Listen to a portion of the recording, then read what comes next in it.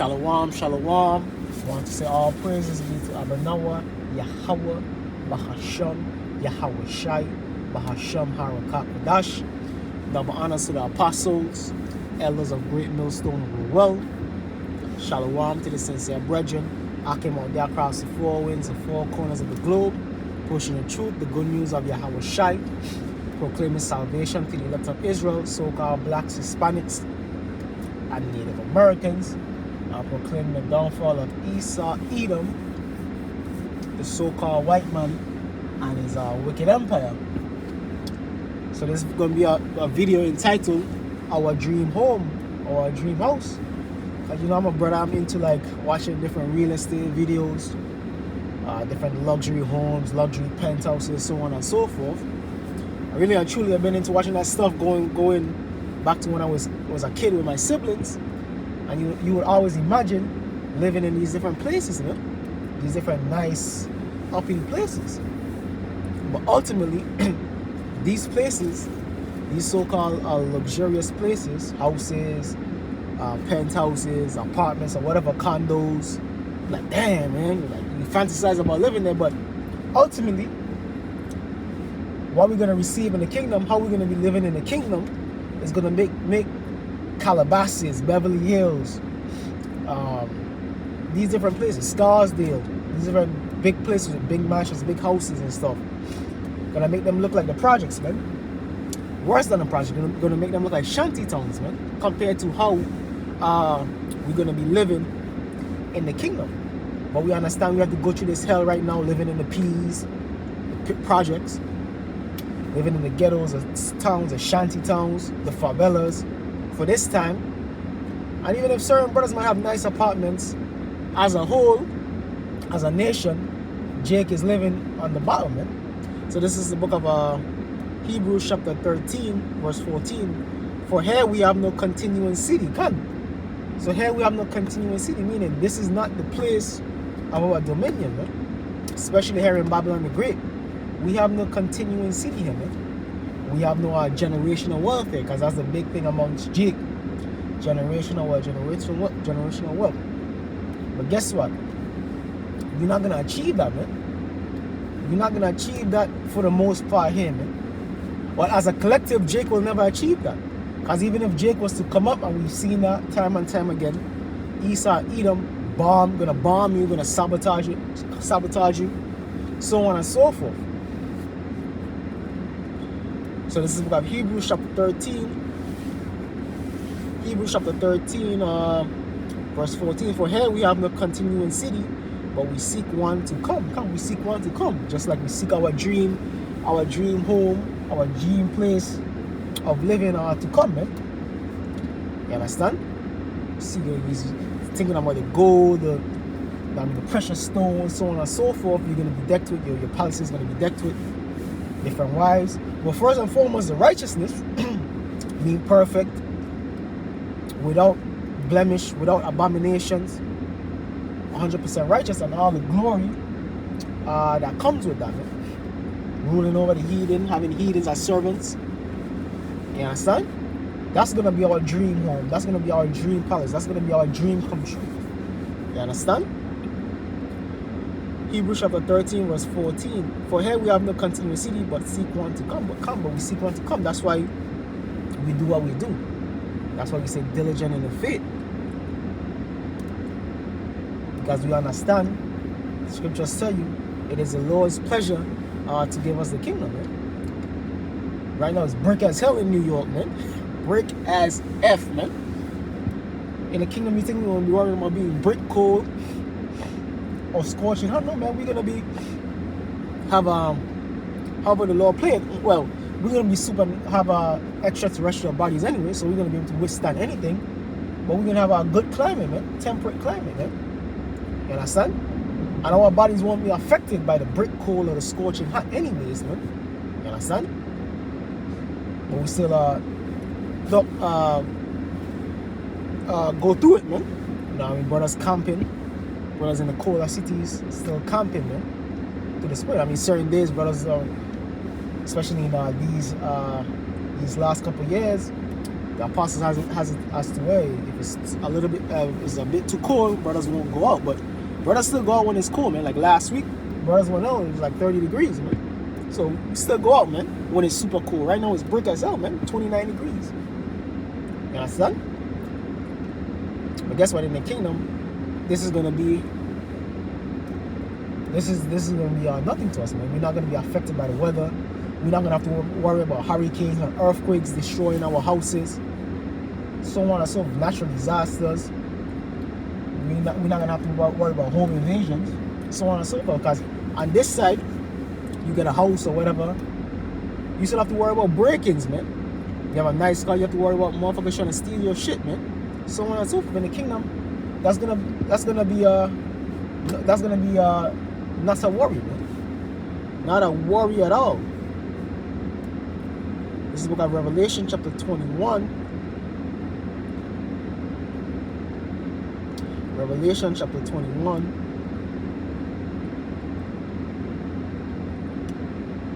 Verse 3.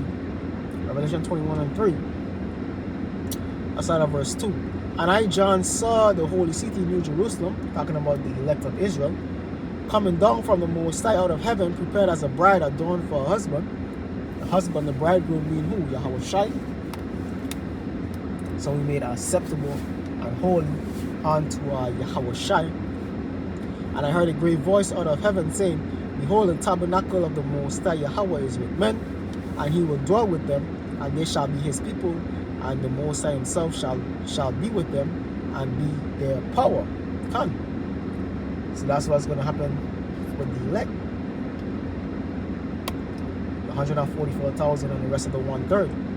And the Most High shall wipe away all tears from their eyes. Come. As we go through hell, man. Brothers might not literally shed tears, but internally shed tears. For the hell, the abominations. And that's why Ezekiel 9:4 says what it says. Them that sigh and cry for the abominations that be done in the midst thereof, man. So whether we actually shed tears or we, you know what I mean, our spirit yearns, man, for something better, something more righteous than this place, man.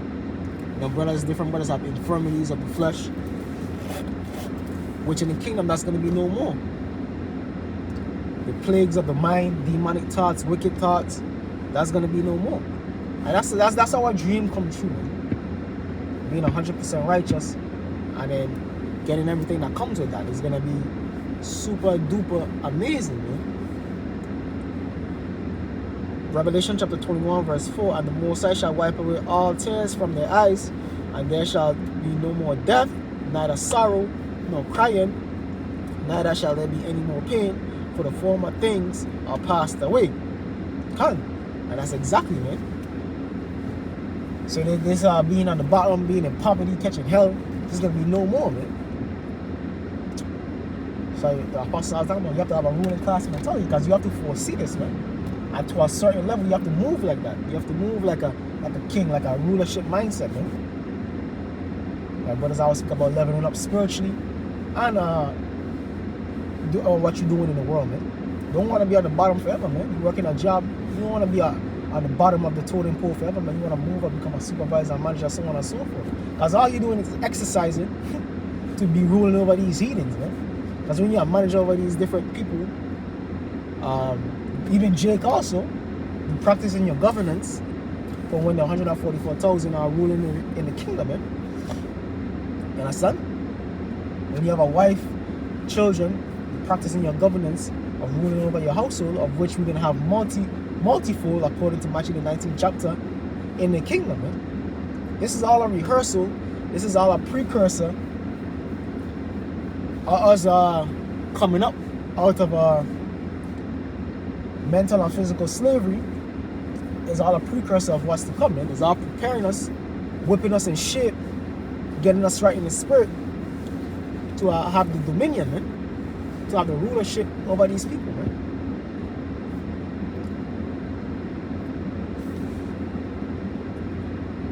Let me read that again. Revelation chapter 21, verse 4. And the Most High shall wipe away all tears from their eyes, and there shall be no more death, neither sorrow nor crying, neither shall there be any more pain, for the former things are passed away. Can the former things are passed away? Being on the bottom, being in the projects, being ruled over by the heathen, that's passed away.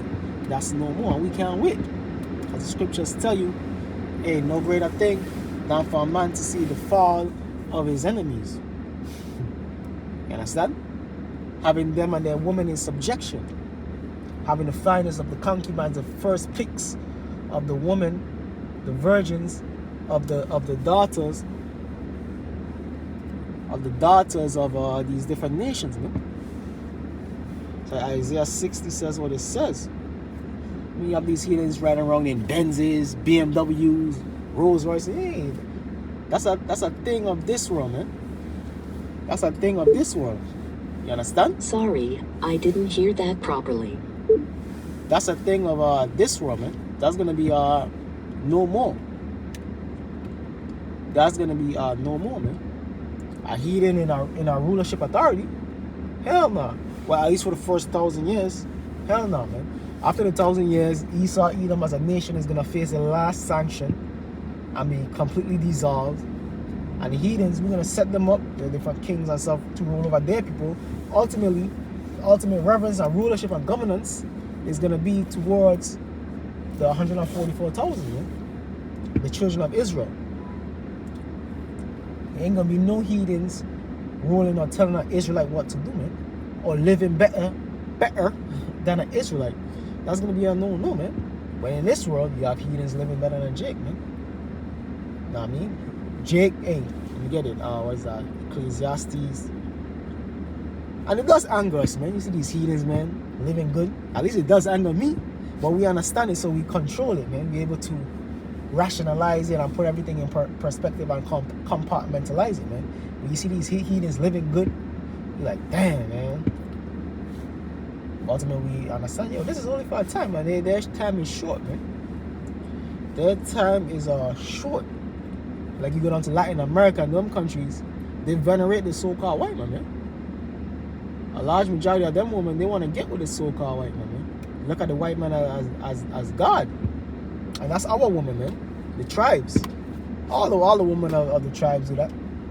I just specifically pointed out the so-called Latina woman because that's big amongst them, venerating the so-called white man as the prestige of beauty, as the top man to get with, man. But we understand why that is. The so-called white man on top, he has all the money, has all the resources. He kicking Jake in the ass right now. But this is all temporary, man. This is all temporary, guys. This is the so-called white man's blessing, but his blessing is finite. Like the book of Job tells you, the joy of the hypocrite is but for a moment. This is just a little season, man. A little season of Esau, Edom ruling over us, man. Just for a little season. And it's soon gonna be no more, man. Soon gonna pass away. This is the book of Ecclesiastes chapter 10 verse 7. I have seen servants upon horses. I have seen servants upon horses. The servants is the heathen nations, the children of Esau, Edom, the so-called white man, children of Moab, the Chinese, so on and so forth. You seen them running things, man, living good. I have seen servants upon horses and princes walking as servants upon the earth. Kind of princes, Yasha Allah, the children of Israel, the sons of Israel, walking as servants, man. We serving these heathens. We employed by these heathens. These heathens ruling over us, man. So that's what King Solomon saw as a future prophecy, man. And it's being fulfilled right now as we speak. The heathens lording over Jake. Same thing Ezra's was lamenting about in second Ezra's the 6th chapter. How these heathens reputed have nothing become lords over us, man. How is this? And it is vexing. But really and truly, we have nobody to blame but ourselves. The Israelite man can only blame himself for going off, for breaking the covenant. It really goes back to Adam, really, which is the Israelite man again. But it is what it is, man. The Lord set it up beautifully because ultimately, brothers always say this from the apostles on, we're going to enjoy the kingdom even much more soon, man. When we get our dream, that's our dream house, our dream life. Because the kingdom is our dream life, man. When we get our dream life, oh man, is going to be ridiculous, man. It's going to be ridiculous. It's going to be unbelievable, man. We're going to have to pinch ourselves like, oh, shit. You understand? But right now, we just doing what we got to do, enduring, using the wisdom, knowledge, and understanding of the scriptures, and understanding that, yo, this time is temporary, man. Patience possesses your souls, but ultimately the time of the heathen, the time of the Gentiles is soon fulfilled. I'm going to close it out with that. The time of the Gentiles is soon fulfilled. So we got Revelation chapter 11. Revelation chapter 11 verse 1. And there was given me a reed like unto a rod, and the angel stood, saying, Rise and measure the temple of the Most High, and the altar, and them that worship therein. And the measuring stick is the scriptures. If you be found written in the book, ultimately the elect is going to meet the measuring stick, man. But the court which is without the temple leave out, and measure it not, for it is given unto the Gentiles. Because the heathens have no part in our inheritance. They have no part in the holiness of the scriptures. They're outside of the scriptures, man. Meaning that they're not children of the covenant. They're not children of the promise. But the court which is without the temple leave out, and measure it not, for it is given unto the Gentiles. This is the natural Gentiles, the heathens. And the holy city shall they tread on the foot 42 months. So they tread in the holy city on the foot. That's where you have the heathens over there, the Amalekites, the Palestinians, which is the Ishmaelites, so on and so forth. These different Haitian nations, Cushites, treading our city on the foot. But the time of the Gentiles is what? Soon fulfilled, man. We're living in the time of the Gentiles fulfilled, meaning that their rulership is over, man. You fulfill your rulership, you fulfill your time. So now it's time for the real kings, the true rulers, the true worshippers, like John. It's like John 4:22, when Yahweh is speaking to the Samaritan woman. It's time for the true worshippers to worship the Most High Yahweh Hashem Yahweh in truth and sincerity, man. Hey, so with that, hope your brothers and sisters were edified and built up and encouraged. Hey, it's 2025, brothers. Hey, sisters. Hey, we almost out of here, man. Time is on our side. That's one thing I always have to remember, man. Every day, our month that passed by is on our side, man. It don't matter how long it feel like it's taking in our little human time, man. Time is on our side, man. Time is on our side. Hey, so with that, and the time is moving so fast, man. Matthew the 24th chapter, the Lord's speed is shortening the days. Hey, so with that, I want to say all praises be to Abinawa Yahweh, Bahasham, Yahweh Shai, Bahasham, Harakak Wadash. Double honors to the apostles, elders of Great Millstone who rule well. Shalom to the elect.